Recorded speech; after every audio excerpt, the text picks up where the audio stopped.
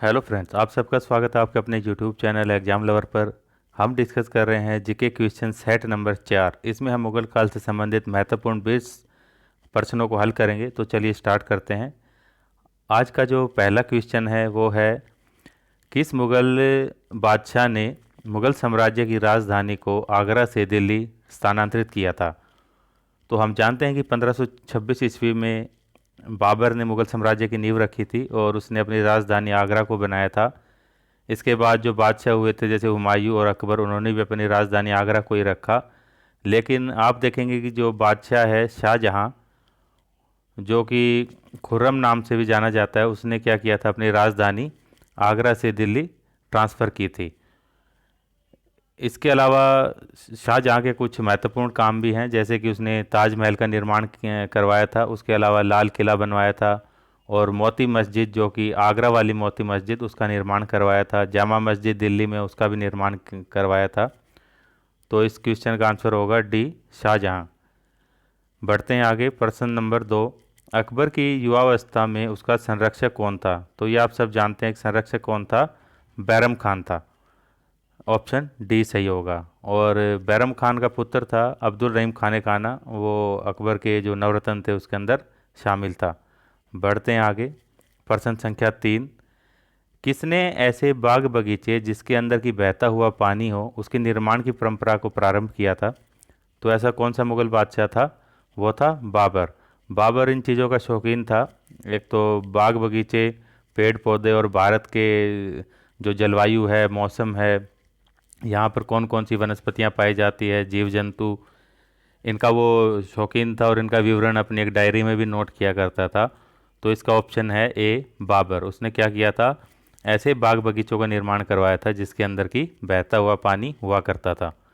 बढ़ते हैं आगे। क्वेश्चन नंबर 4, आपको 4 ऑप्शन दिए गए हैं और उनके सामने जो ये बुक्स हैं उनके रचयिता का नाम आपको बताना है कि इनमें से कौन सा ऑप्शन गलत है। तो ऑप्शन ए, हुमायूं नामा, हुमायूं ने लिखी थी, ये बिल्कुल गलत है। हुमायूं नामा हुमायूं की जीवनी जरूर है, लेकिन ये किसने लिखी थी? ये हुमायूं की बहन और बाबर की पुत्री थी गुलबदन बेगम, उसके द्वारा लिखी गई थी। तो ऑप्शन इसका हो गया अपना ए, आंसर सही होगा। इसके अलावा बुक दी हुई है तुजु के बाबरी, ये बाबर की आत्मकथा है और किसके द्वारा लिखी गई थी? बाबर ने लिखी थी, सही है। और तुजु के जागीर, ये जागीर की आत्मकथा है जो कि जागीर के द्वारा लिखी गई थी, ये भी सही है। एक पुस्तक है शाहजहांनामा, ये मोहम्मद साले के द्वारा लिखी गई थी, ये भी सही है। तो पर्सन के हिसाब से कौन सा ऑप्शन हुआ? ए ऑप्शन, ये गलत है। बढ़ते हैं आगे। प्रश्न संख्या 5, कि राजा बीरबल की उपाधि निम्नलिखित में से किसको दी गई थी? तो ये दी गई थी, जो अकबर के नवरत्न थे 9, उनमें से शामिल था, जिसको हम बीरबल के नाम से जानते हैं, और उसका जो ओरिजिनल नाम था वो था महेश दास। तो महेश दास को ही जो अकबर है उसने उपाधि दी थी, राजा के नाम से बुलाया था, राजा बीरबल के नाम से, तो ये उसकी उपाधि थी। इसके अलावा अकबर ने उसको कविराज की भी उपाधि दी थी। और देखेंगे कि जो अकबर का जो न्याय विभाग था उसका सर्वोच्च अधिकारी नियुक्त किया गया था महेशदास को। और 1586 ईस्वी में जब यूसुफ जई जाति के जो विद्रोह था उसके दमन के लिए भेजा गया था बीरबल को, तो 1686 में ही इसकी मृत्यु हो जाती है इसी अभियान के दौरान। तो बढ़ते हैं आगे। प्रश्न संख्या 6, किस मुगल शासक का 2 बार राज्याभिषेक हुआ था?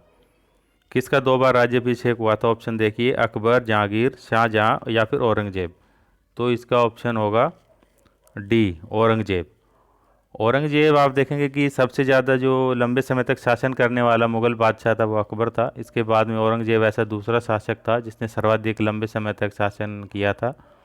तो 1658 ईस्वी में इसने अपना राज्याभिषेक करवाया था दिल्ली में, जब इसने आगरा के किले पर अपना कब्जा कर लिया था। उसके बाद राज्याभिषेक करवाया और शाहजहाँ को कैद कर लिया था। उसके बाद इसने अगले साल यानी कि 1659 ईस्वी में अपना दोबारा से राज्याभिषेक करवाया था। तो ऑप्शन हो गया डी इसका राइट आंसर। बढ़ते हैं आगे। प्रश्न संख्या 7, क्वेश्चन है कि जो जीटी रोड है, ग्रांड ट्रक रोड, वो कहाँ से कहाँ तक जाती है, यानी कि किन 2 जगहों को जोड़ती है? तो ऑप्शन है कलकत्ता व मुंबई, दिल्ली व चेन्नई, कोलकाता व अमृतसर, या लुधियाना व तिरुपति। तो ये किसको जोड़ती है? ऑप्शन सी, कलकत्ता से लेकर अमृतसर तक।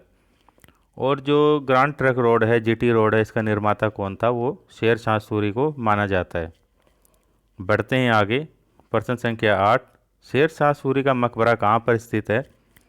दिल्ली, आगरा, सासाराम या फिर लाहौर? तो शेर शाह सूरी का जो मकबरा है वो सासाराम में है और ये बिहार के अंदर एक जगह है।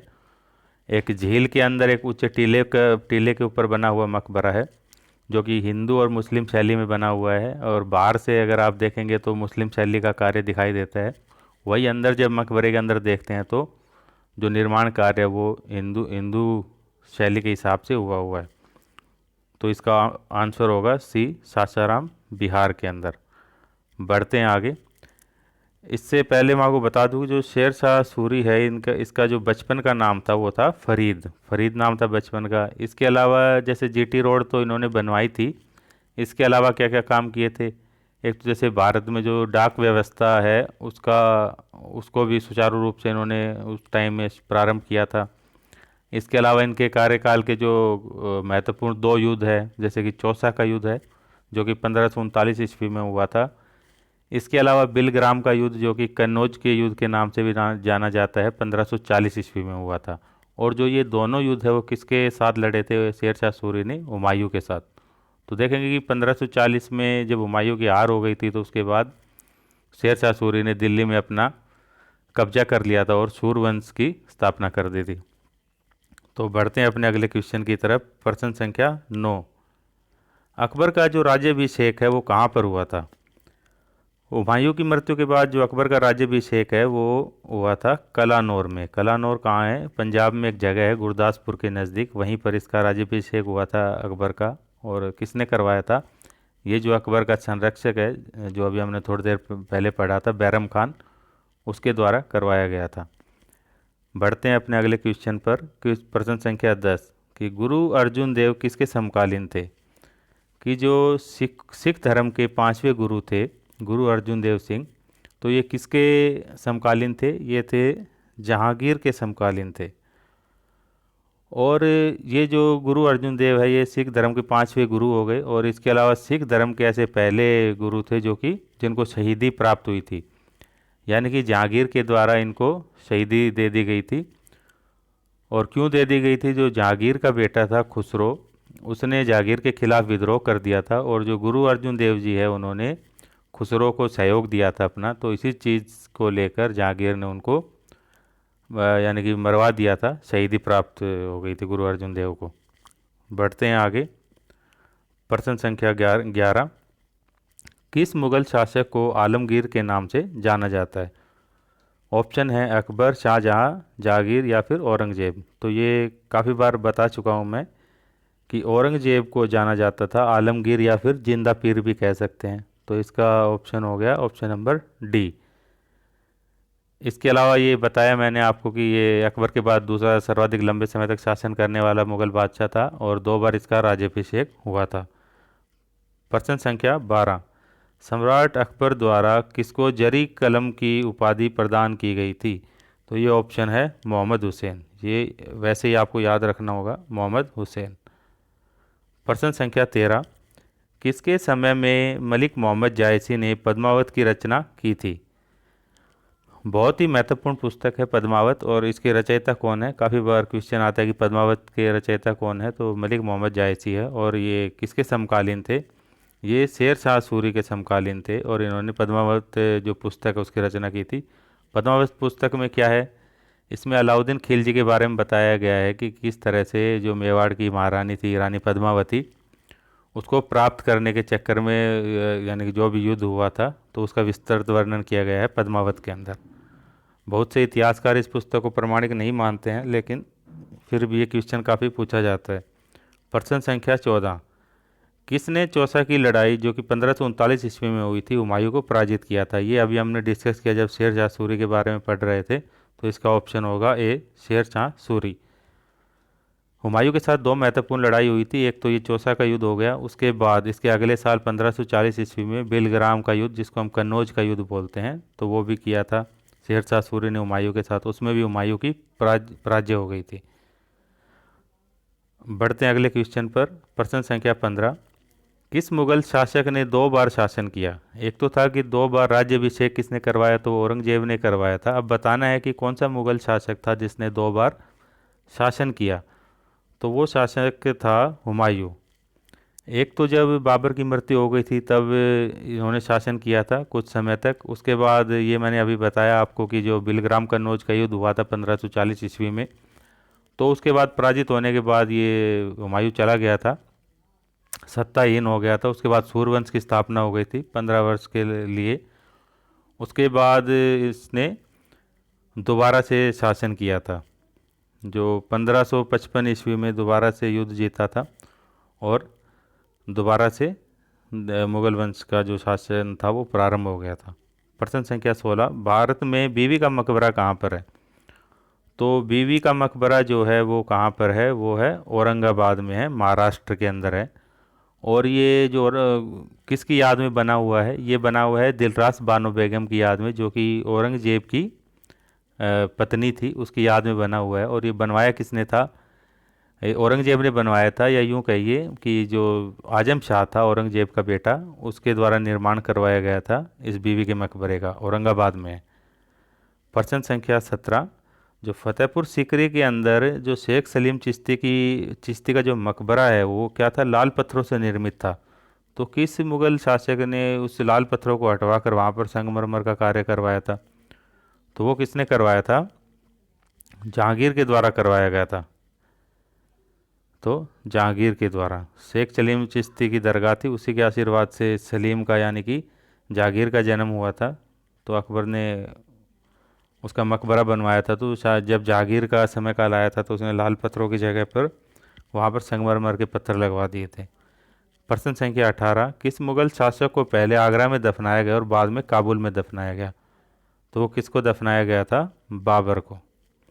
पहले तो आगरा के आराम बाग में दफनाया गया था, बाद में उनको काबुल ले जाया गया था। प्रश्न संख्या 19, किस मुगल शासक को उपवन यानी कि बाग बगीचे या उद्यानों के अत्यंत अभिरुचि के कारण उपवनों का राजकुमार या फिर मालियों का मुकुट कहा गया है? तो ये मैंने आपको बताया था कि जो मुगल बादशाह बाबर था वो काफ़ी शौकीन था बाग बगीचों का, तो उसे ये उपाधि दी गई है, उपवनों का राजकुमार या फिर मालियों का मुकुट भी कहा जाता था उसको।